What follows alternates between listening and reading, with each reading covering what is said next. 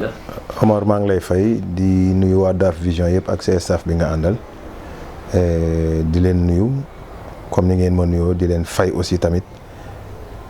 di leen wax jërëjëf ci seet si bi ngeen ma seet si aussi tamit. waaw xam nga ay jamono defe naa Omar mosoon nañu am waxtaan bu mel nii sama bureau nee naa la Dalifort sekkuma ak ñoom heure bu ne rek génn ci média di wax nee naa la population bi dafa am temps bi nga xam ne temps wu politique la am temps bi nga xam ne temps wu population bi la maanaam. moment boobu jege population bi xool ci li ñu nekk nga jàppale leen ci wala xool ci seen soxla nga daw ci la mais munoo nekk acteur politique ñu fal la ci commune nga nekk tey adjoint au maire ci Dalifort juddoo Dalifort màggee Dalifort heure bu nekk nga bëgg a dëkkee politique ñun sunu yarinu politique mayuñu ko dañuy préférer jege population bi xool ci soxla yi ñu nekk wala seen bëgg-bëgg ñu nekk ci loolu rek la mais ku ma xam nga du ma daw média du ma moytu média mais dafa am temps am loo gis dafa am heure am loolu la rek. Idrissa Diallo nekkoon maire fii si Dalifort. lan nga ñuy wax ci moom génn àdduna seen relation yéen ñaar may doon trop si commune Dalifort bi. waaw foofu Omar laaj nga ma question bu doy waar defe naa mus nañ ci di waxtaan mus nga ma wax ma ne la kooku nekkatul woon un politicien ci man wala ku may xoolee bëtu politicien ne woon naa la kooku bàyyi la.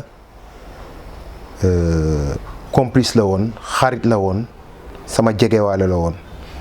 tey mun naa ne tey bu ma amee yenn taxawaay yi ci politique joué na ci lu bari mu nekkoon nit bi nga xam ne li mu gëm liggéey rek la ku bëggoon Dalifort aussi tamit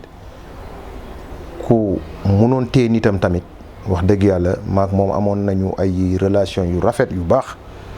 mu nekk nit ki nga xam ne ku dal la lum la wax boo ñëwee fekk ko ci nekkoon nit bu bëgg Dalifort aussi tamit lépp luñ ko mun a seedeel daal nit ku bëgg Dalifort la moo tax ci jour bi dama doon wax Dalifort ñàkkul c'est vrai que Dalifort ñàkk na mais man maa gënoon ñàkk daal parce que fi ma féete woon la ak ni ñu meloon maak moom ñu koy ñaanal fa mu nekk gënal ko fi mu jóge yàlla di ñu taf ci barkeem toujours daal ndax Dalifort du fàtte kooku ba mukk. lan la Idrissa Diallo jox lan la Idrissa Diallo bàyyil ci politique. waaw xam nga tey boo ne jox day xaw a rëy mais def na ci man li nga xam ne dootuma ko fàtte wala def na ci man tey li nga xam ne existence bu nekk ci man ci politique tey mun naa ni Idrissa Diallo joué na ci lu bari kon donc loolu du lu ñuy jox lu ñuy def ci nit la te loolu mi ngi ci man maa ngi koy yëg maa ngi koy doxee xam naa ne loolu def na ko ci man donc relation yooyu lañ sekkoon maag Idrissa mu doonoon comme ni ma la ko waxee rek kenn ñàkkul man maa ñàkk. noo dundee ak relation jabootu Idrissa Diallo ñu toll nii ak Cheikh Ra bii di politique ndax am ngeen benn relation seen diggante. waaw mooy li may wax njabootu Idrissa Diallo dama koy wax du njabootam rek ba ci moom bi muy dund politique moo ñu boole woon mais dafa dem ba politique doxatul suñu diggante nee naa la kilifa la woon bu may naan kilifa la woon bàyyi la woon ci man complice la woon ci man kon politique amatul sama diggante ak njabootam li ci nekk mooy ay raq lañu yaay bu nekk foofu la léeg-léeg ñu wootante. ma nemmeeku ko mu nemmeeku ma ci loolu rek la ñu nekk loolu rek moo fi nekk. dirigé Dalifort Cheikh Ra nga bokkoon si yow ak adjoint au maire Assou Traoré. waaw Omar foofu dama bëgg a leeral il faut nit yi comprendre aussi itam ñun suñu côté mooy taxawu Dalifort dañu bëri woon ay candidats trop defe naa ci biir taxawu Dalifort amoon nañ ci 4 ou 5 candidats yu doon prétendre benn fauteuil bi muy benn beneen bi mooy conseil municipal bu nekk am nga droit. ne bëgg naa nekk maire parce que déjà nekk conseil municipal rek maire nga donc bi maire génnee àdduna ñun ñëpp ñu bëgg waa APR dugg ci porox ndoll bi campagne la woon ku nekk dem waxtaan ak say nit bi ñu waxtaanee ak seen nit xëy na proposition wala programme mu bàyyi moo doy gars yi ñu votel ko mais vote bi ñëpp gis nañ ñi mu jàllee Dalifort borom kër laa nag comme li may faral di wax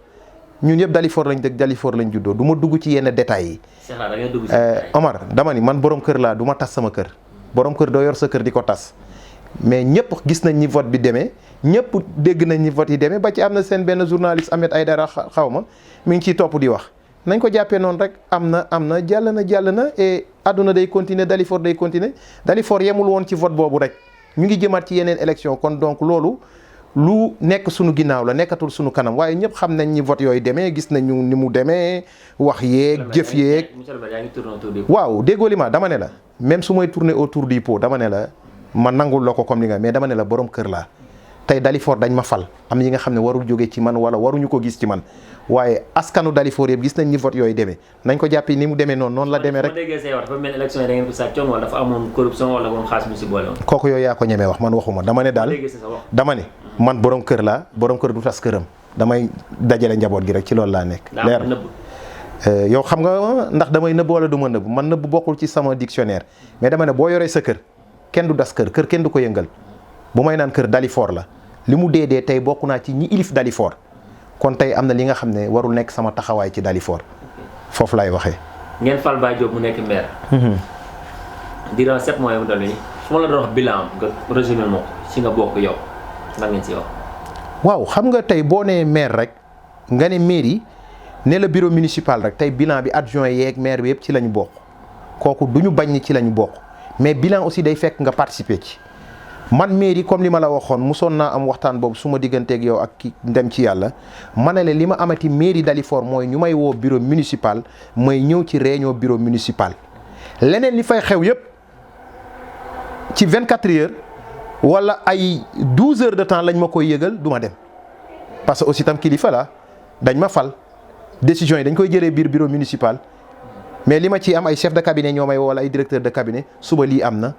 wala suba dañuy def lii ah non man du ma. gisatuñ seen relation ñun ñaar yàgg la maire Baye Diop gisatuñ na nga jege ko suñu xoolee suñu lu bëri suñu ku toogee du nga gis yow tam astraaw rek la ñuy gis pourquoi loolu. waaw moom lay wax xam nga wax naa la ko nee naa la man yàlla dafa dogal li may faral di wax xëy na tey dañuy naan expérience bi mu am ci mairie la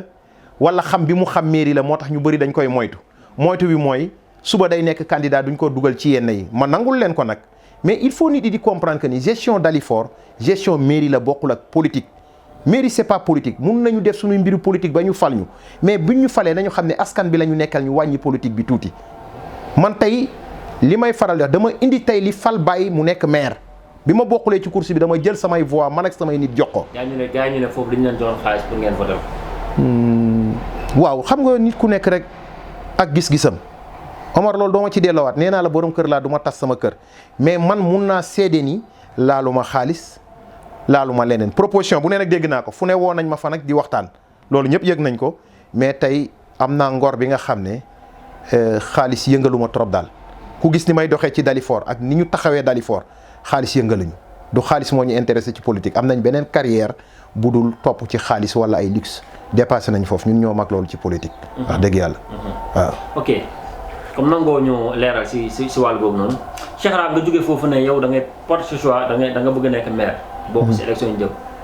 ñu gis ni ànd ak waa écologiste yi. da nga ànd ak waa gëm sa bopp coalition bi quoi. waaw foofu aussi il faut ñu leeral fa tuuti Omar def naa du cette fois-ci la porté pour nekk candidat élection yi def naa aj nañ ko fii élection yi def naa aj nañ ko fii ñaar ba ñetti yoon te boobu yëpp candidat laa woon waxtaan nañ ci. yàlla dogal muy soog a am il faut nit yi comprendre que ni Cheikh Ra ak ñi mu àndal fii ci Dalifort ba léegi ay écologistes lañu bokk ci fédération démocratique des écologistes du Sénégal loolu du dañ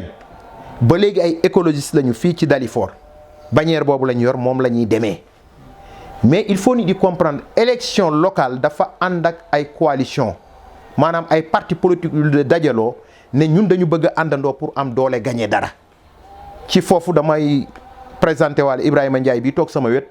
nekk bokk gis-gis moo fi représenté bokk gis-gis Dalifort dafa ñëw ànd ak ñun ci coalition gëm sa bopp bi ñu bokk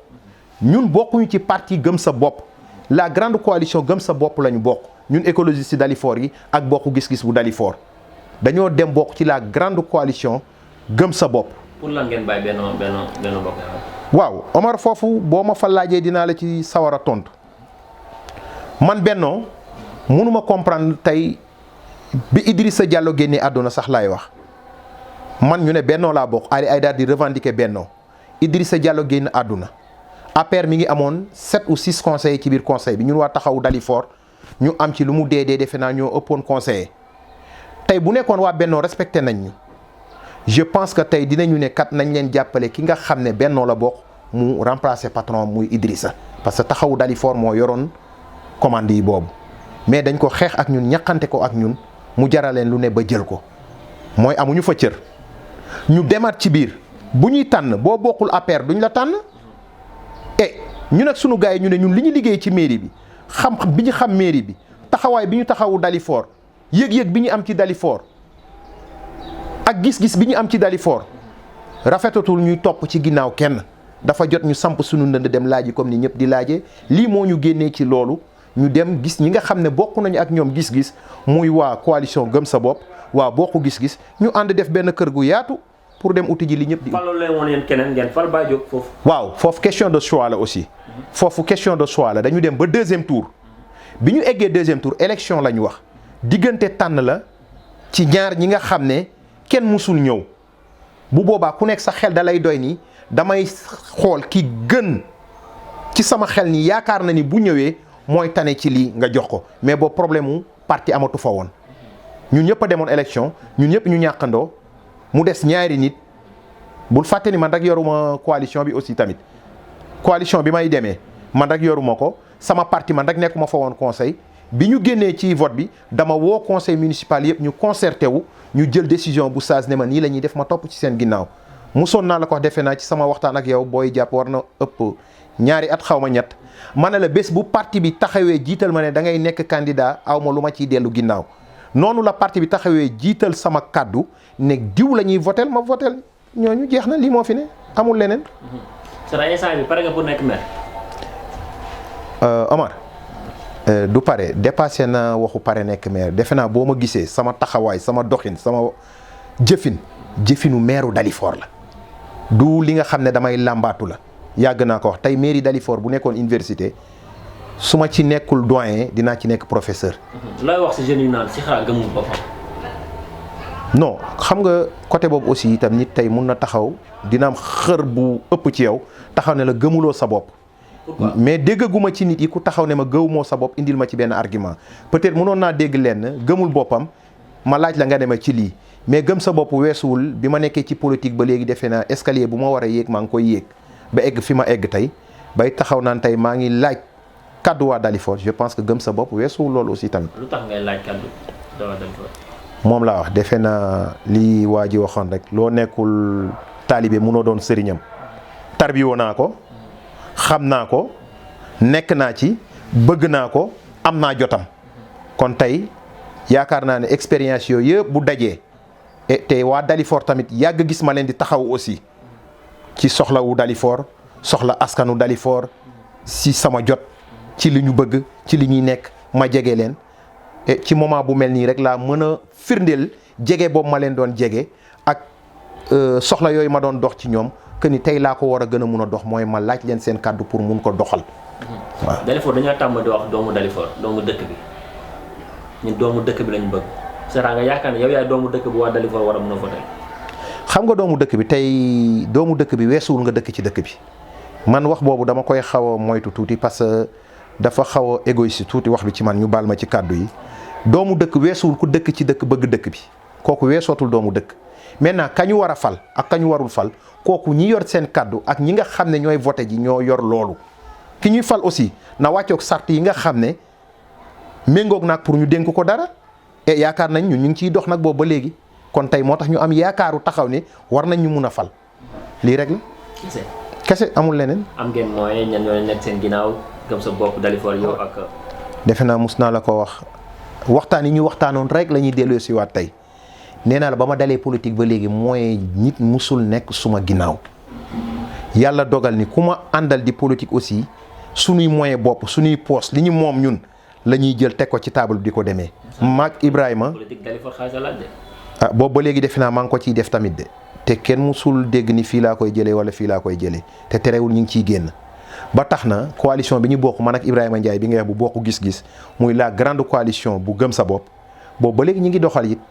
yàlla mi ngi ñuy suturaal ñu ngi ciy génn du ñu ne am nañu ay millions yu ne gàññ nag mais li nga xam ne bëgg nañ koy def ci dëkk bi wala waa dëkk bi laaj ñu ko ñu ngi ci de dellooguñ ci ginnaaw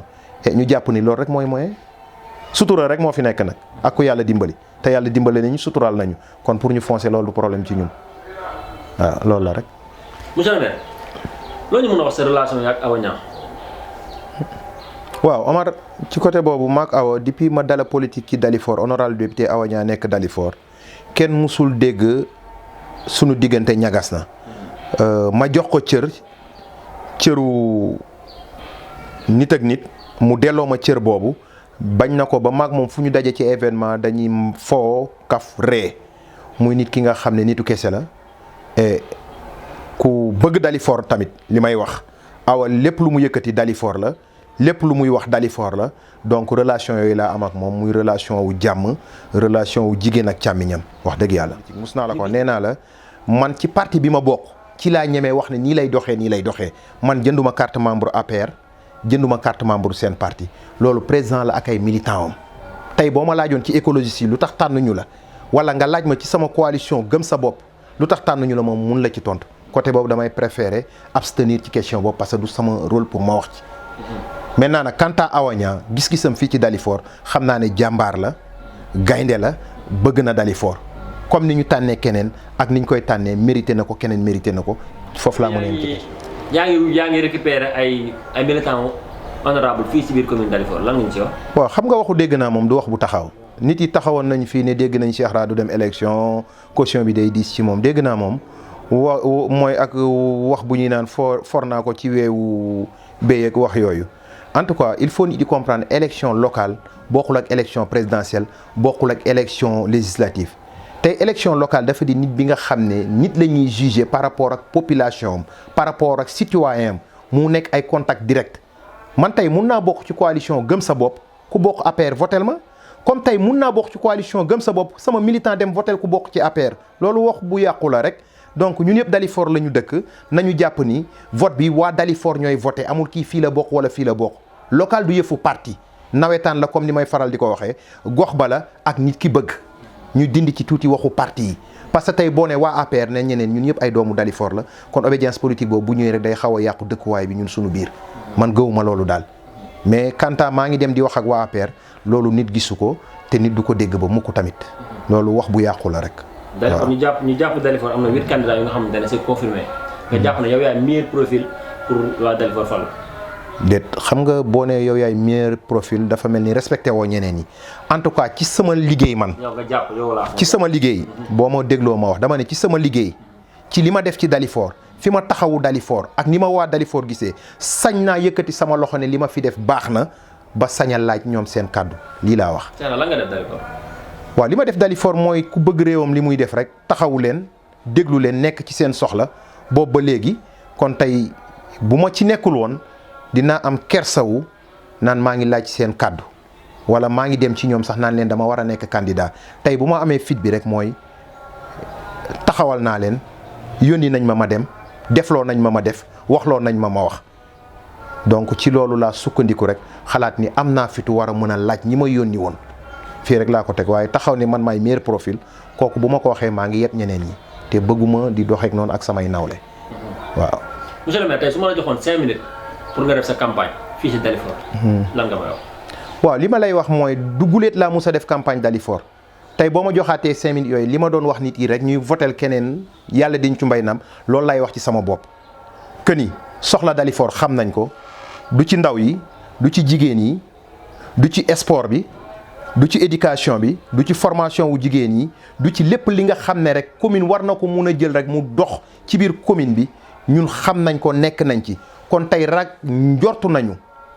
am ci yaakaar que ni tey buñ ko téyee dina gën a ñoŋ ndax nekkoon nañ ci di ko doxal kon tey bu ñu laajee kàddu yooyu ne dañ koy doxal Dalifort war nañu mun a gëm ni mun nañ ko yóbbu fu weesu seen njort te ci loolu lañ nekk te incha allah bu ñu joxee dinañ gis lu leen yéem. moo nekk kàddu bu mujj gi seen xaar. waaw kàddu bu mujj gi mooy ñu ngi jëm ci ay élection ñu xam ne élection ñun ñi ko sekk yëpp ñun 8 candidats yëpp ay doomu Dalifort lañu. ñun ñi ko sekk yëpp dañu bëgg Dalifort baax ñoŋ moo tax ku nekk di laaj ne man la duñu ay noon duñu ay adversaire ay mag ak raq lañu ay jigéen ak càmmiñ lañu kon nañ ko def ci jàmm ak respect kenn bañ a dépassé kenn mag na xam ni kii raq na xam ne kii mag la ku war a topp ku war a jiitu loolu la ñu gëm ñu xam ne Dalifort day continuer élection yi day jeex et la commune restera toujours la commune de Dalifort Foirail ñun acteurs politiques yi nga xam ne ñoo ci nekk ci biir di laaj kàddu nit yi nañ ci ànd ak dal ànd ci xel bañ a fitnaal population bi parce que tey koo fitnaal sa njaboot nga fitnaal ñuy sant di gërëm ñëpp nag di ñaanal ñëpp jàmm ba jour élection yi le 23 janvier et li yàlla di def mu def ko mu doon ndamu Dalifort aussi parce que kenn du perte Dalifort rek mooy gagné ci biir loolu yëpp kon ñuy sant di gërëm ñëpp Omar yéen aussi ñu leen di nuyu waa Daf Vision gis nañu yéen ngi ci service su population bi wax dëgg yàlla fierté la ci ñun encore ngeen ñëw di ñu laaj wala di ñu ñaax yal tànk la ñu taxawee ci askan wi ñu leen ci sant di leen gërëm yéen tam jërë ngeen jëf. merci. bon salaamaaleykum wa rahmatullah man maa ngi tudd Ibrahima Nguy Ndiaye maa ngi dëkk Touba Seras donc maa ngi dugg ci politique bi bientôt 8 mois maa ngi dëkk Touba Seras maa fi nekkal parti bii di Bokk Gis Gis bi nga xam ne président Pape Diop moo ko dirigé